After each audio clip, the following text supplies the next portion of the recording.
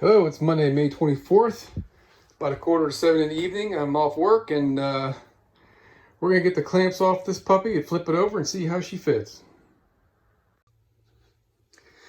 That came out exactly what I was shooting for. Of course, it's not finished, right? I still got to cap off the sides, but it's raised up the front of the seat. The difference between 3/4 and I think that was 3.5 or something. I forget the exact number. It's about 2.5 inches higher in the front, if I remember right, than the back. It's solid as a rock, and it's much more comfortable sitting on this thing when the front edge is a little bit higher than the back. It kind of holds you in it. So now the only thing up in the air is how much are we going to trim off the bottom, because my feet are just like up in the air a little bit here. It's kind of hard to show you. When I lean forward they go down some, but my feet aren't really touching the ground here, and it's got quite a bit of weight on the front of my legs because my feet are hanging.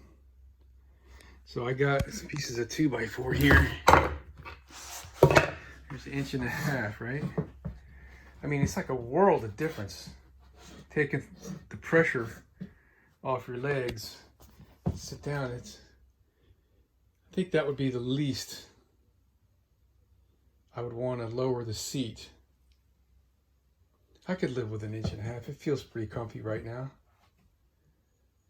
I mean, I had it with 2x4s a minute ago, and it's even better. I mean, it feels like a lazy boy recliner when you sit on it like that.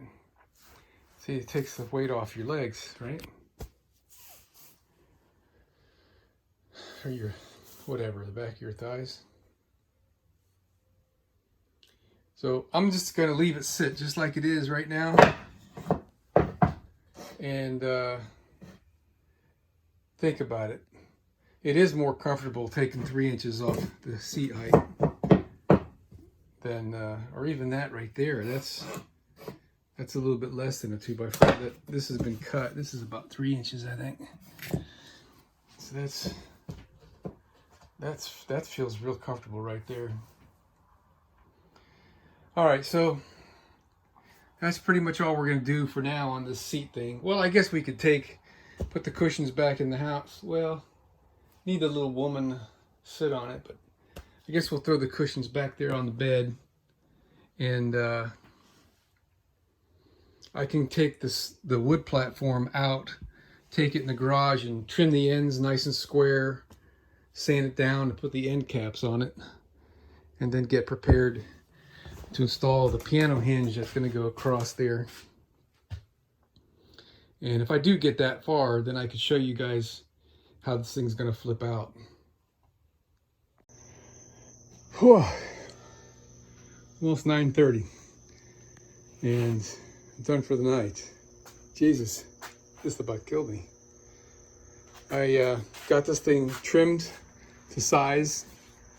I resunk the screw heads here so that way I could sand it without sanding the top of a screw head. I just ran the driver on them about 1/2 turn more on most of them, so they would be set under the surface. And I gave it a belt sand on the whole thing so it looks nice and clean and smooth. I trimmed off this side and I trimmed off this side.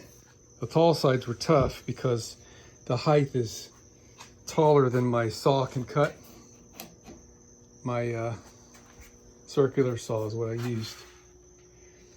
It's too heavy to try to manipulate on the table saw. The table saw would have been a big enough blade, but there's just no way I'd have got a clean cut. It's like smooth as a baby's ass. And I did hit it with the belt sander underneath there when it was done. This is wet. I just put these pieces in, these wedges, one on each side, tapped them in there with glue and clamped it, so tomorrow they'll be ready to do whatever I want. So we're about, I don't know, 5/16 of an inch smaller This is going to take a little putty here. That's that faux pas I had. So we're about, I don't know, 5/16 of an inch smaller than the depth of the seat. And I did that on purpose so that way this edge has got a space to the back, because I'm not wanting to have this thing like scraping on the back when the hinge closes, when this thing hinges down, pivots down, whatever you want to call it. And we're about 1/8 of an inch smaller on the length. So the side that's toward the left, I'm a little disoriented here which way this thing goes. This side here won't rub against the cabinet.